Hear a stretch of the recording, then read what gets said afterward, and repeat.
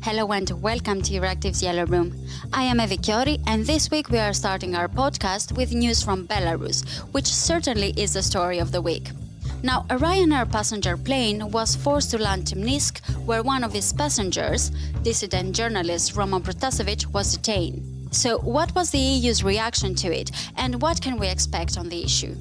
We are also talking about the European Council summit and the outcome of the talks on climate and more specifically on the greenhouse gas emissions reductions. What was decided and which were the thorny issues of the talks?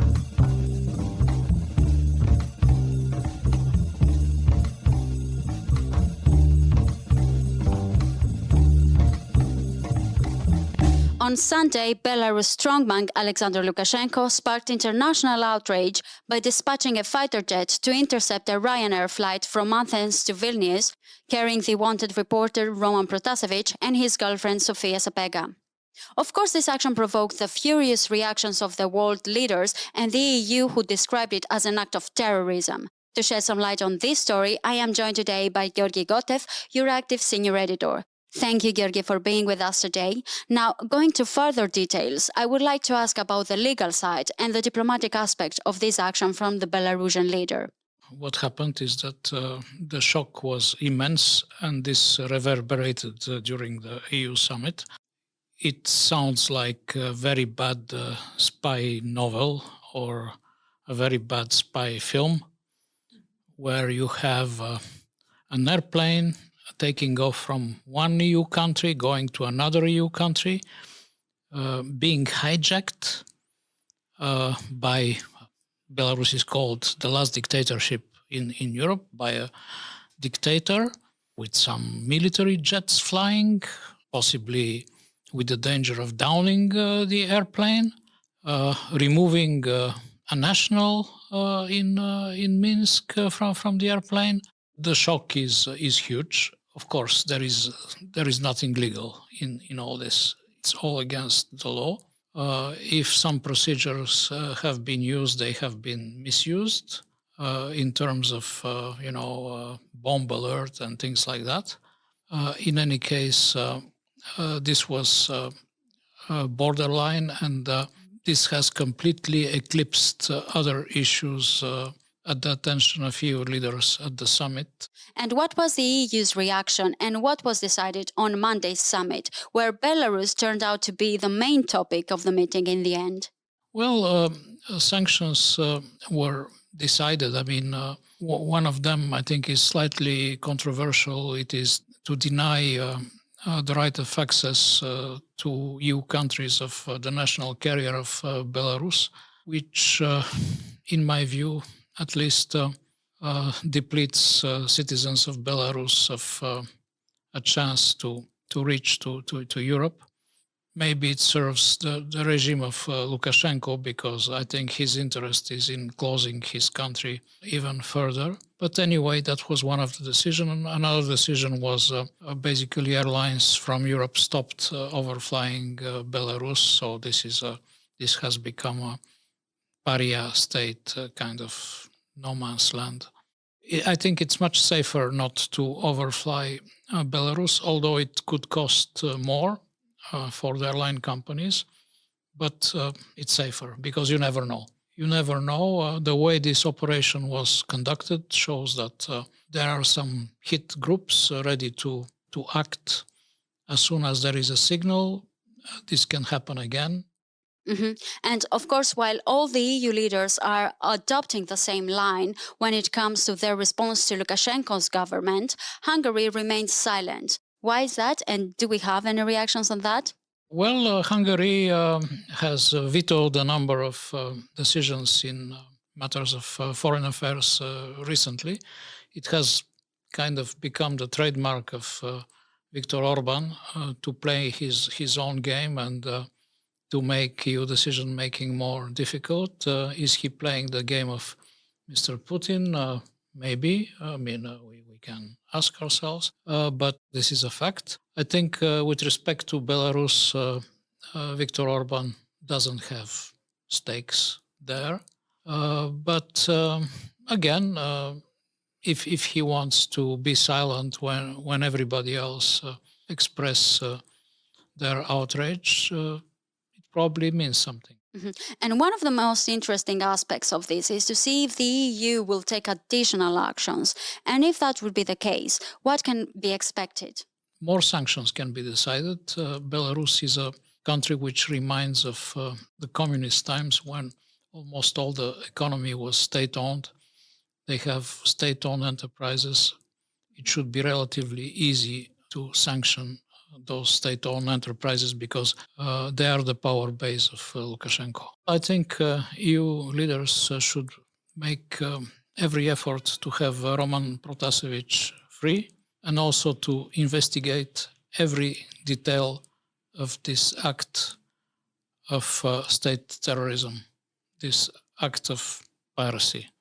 And finally, another thing that I would like to mention is the fact that there is a video showing Roman Protasevich, who is carrying bruises and describes that his rights are not violated and he is treated very well by the authorities. So, what is your take on that, Georgi? This is outrageous. He's a political prisoner. The statements were made under duress, and we can see his face bearing some marks of this duress. What I think is more important is that the regime of Lukashenko is so afraid of a journalist, of a 26-year-old young guy. It means that our profession is important. It means that we have a role to play also here in Europe, in our societies, which look more civilized, but we have also a lot of corruption. And we have had cases when journalists have been murdered in Slovakia, in Malta. The situation with the media is extremely bad in a country I know well, in Bulgaria, for instance. So one of the lessons from this story is that journalists are important because dictators fear them. I hope that this becomes a symbol of our profession.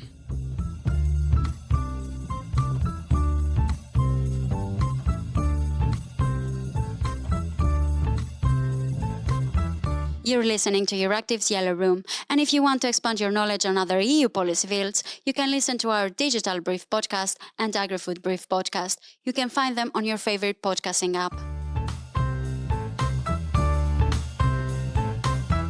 And remaining on another crucial meeting, this time of the European Council, one of the things the EU leaders talked about was climate. To hear more on that, I spoke with EURACTIV's reporter on energy and environment, Kira Taylor. So Kira, EU leaders discussed how to reach greenhouse gas emissions reduction goals. What was their conclusion? EU leaders met to discuss how to reach the new minus 55% target for 2030. However, they really didn't get that far. I mean, we weren't expecting much anyway because they're waiting for the Commission to put forward these 12 pieces of legislation in July. And until they do that, the European Council can't really make many decisions. However, we were expecting a bit more from the draft conclusions that were leaked. We were expecting them to at least reaffirm their commitment to the current effort-sharing regulation targets, which are basically targets for certain sectors to reduce their greenhouse gas emissions. However, that wasn't there. So really, it was a bit of an anticlimax. Now, moving on to other topics around the meeting, one issue that was discussed by the Polish and the Czech leaders was the true coal mine in Poland, which is located near the Czech and the German border. And the mine has been accused of damaging the environment. So, what has been happening there? So this is a hugely complex story that has gone on for about a year and it's just begun to catch media attention. So like you said, the Turów coal mine is on the Czech and German border. Its licence was extended to 2026 last year, and the Czech Republic are now contesting that, saying it's draining their water supply. The Court of Justice of the EU said the mine should be closed to avoid negative effects on groundwater in the Czech Republic, while the court case which the Czech Republic are taking against Poland is ongoing. However, Poland are keeping the mine open. The state-owned company has said that closing it will have drastic impacts on the region and on Poland's energy supply. So yeah, it's an evolving story, but it's really quite tense around the border at the moment. And I assume that there are different interests involved there, and from different countries as well. So what was discussed by the Polish and the Czech Prime Minister, and what does the EU have to do with it? Yeah, so I think the first thing to remember when we're looking at this case is that it's just so unique. This thing really doesn't happen. EU countries really shouldn't get to the point where they're taking each other to court. The European Commission is pretty much staying out of it. They gave their opinion on the cross-border dispute and then sort of stepped back and are now saying it's up to the court. The Czechs considered that the European Commission's opinion wasn't enough, and so it ended up in court. But during the European Council summit, we saw the Polish Prime Minister meet the Czech Prime Minister. The Polish Prime Minister then came out saying, oh, it's all fine, the mine will stay open, the Czechs will drop the case. The Czech Prime Minister responded and said that wasn't the case at all. So since we've pretty much worked out that there is an agreement being drafted between the two sides that could see millions of euros be spent by the Polish government, the Polish region and the company to resolve the situation. But we could still be waiting a couple of weeks for that to come about. And it's worth mentioning that the mine is still in operation. So what have the reaction been like on the ground? Yeah, definitely. I mean, this is people's lives. So on the Czech side, it's their water, and on the Polish side, it's their livelihoods. So there is a lot of tension around there. There have been roadblocks between Poland and the Czech Republic. EU flags were taken off the city council building. There's a bit of an anti-Czech and an anti-Brussels mentality going on. But it's really hard to get facts in this case. Campaigners criticise a lot of the company's claims on how many people the closure would impact and the amount of energy it supplies to Poland. And also we have this other issue that coal just needs to be phased out at some point. And that brings us into the Just Transition Fund, which the European Commission are basically, well, they haven't said it, but they're very strongly hinting that the continuation of this Turów mine until 2044, as the Polish government wants, could cost the region its Just Transition Fund. And I mean, that's a completely separate element to this story, but it just makes the whole thing more complex because you're dealing with these people's futures and no one really knows where it's going to go or where their futures are going to end up being. Thank you, Kira, for being with me today. And our time is up for this week. I am Evi Chiori, and this was EURACTIV's Yellow Room. We will be back on your feed next week. Until then, visit EURACTIV.com for the latest news, and don't forget to listen to this podcast on your favorite podcast app. Thank you very much for listening. See you soon.